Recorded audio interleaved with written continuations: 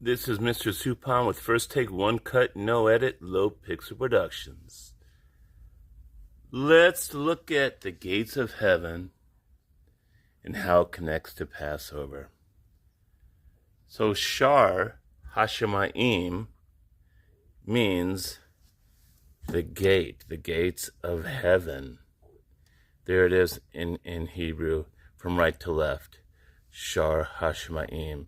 And Hashemayim is a word in the first 7 words in the Bible.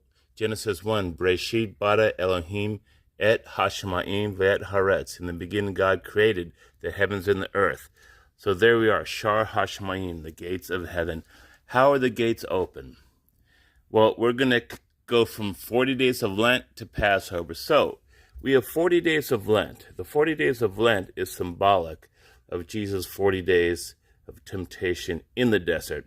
That is a time of testing till we get to Easter. So it starts with Ash Wednesday, and the ashes that are placed on our foreheads for the sign of the cross, they come from the palms, the branches, the palm branches from the year before's Easter. That's pretty cool, isn't it?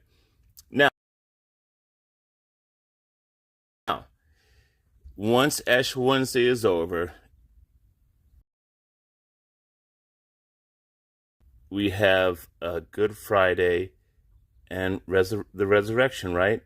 So what happens? Well, first of all, just before Good Friday, we have the Passover Seder, where Jesus washes the feet. He washes the feet of the apostles and tells them they have to do the same thing. This was important because only a slave, only a servant or indentured servant would wash the dirty feet of travelers. Jesus did that. God himself on earth. God himself, right?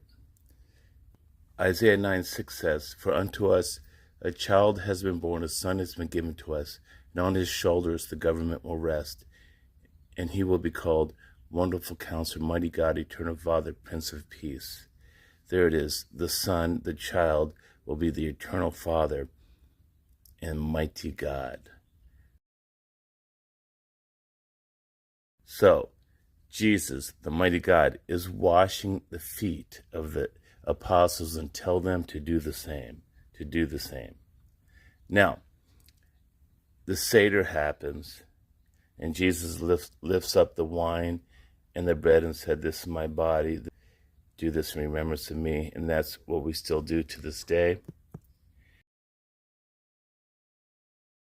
Cross, we can see how it connects to the Passover. So for the Jewish people, they put the blood on the doorpost of an innocent lamb. An innocent lamb. How do we know it was innocent? Well, they looked over the lamb and it could have no bruises, no spots, nothing. That would have been symbolic of sin. They spread that on the doorpost, the wooden beams, and the angel of death would pass over. That's the Passover, Pesach. Now, when Jesus dies on the cross, he is spotless, no blemishes, and his blood ends up on the post, the wooden post of the cross, and he shed his blood for our sins. Well, this whole act of shedding the blood for our sins is how all sacrifices are begun with the blood, right? It says that in the book of Hebrews, back to the Torah. And so the blood opens up the gates of heaven, the Shar Hashemayim. These gates, the gates of heaven, are opened up. You know what I like in Spanish? They don't say Easter. They call it Pascua. Feliz Pascua, I think it is. And that means Passover. So in the Spanish language, they're still calling Easter the Passover. In English, we changed it to Easter. But technically, I love it in the Spanish language how they're still calling it the Happy Passover. Check this out. Here's a little Seder plate. I hope that wasn't too confusing. This is Mr. Suppan with First Take, One Cut, No Edit, Low Pixel Productions.